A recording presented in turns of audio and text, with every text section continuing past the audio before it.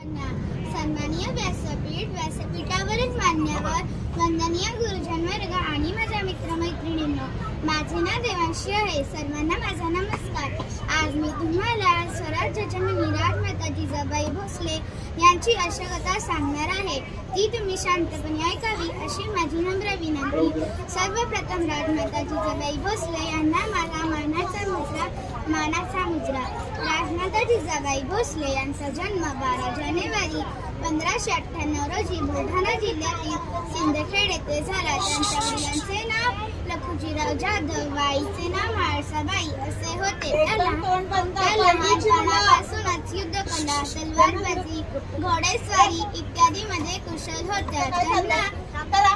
त्यांना अन्यायाविरुद्ध चीड होती. त्यांचा विवाह सन 1605 मध्ये शहाजीराजे भोसले यांच्याशी झाला. त्यांना 2 मुलगे होते, प्रतापवीर संभाजी महाराज व छत्रपती शिवाजी महाराज.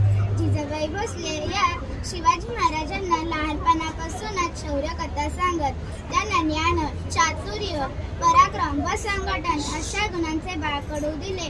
शिवराय यांनी राजमाता जिजाबाई भोसले यांचं हिंदवी स्वराज्याच्या स्वप्नात सत्यात उतरविले. अखेर 10 जून 1774 रोजी त्यांचे निधन झाले.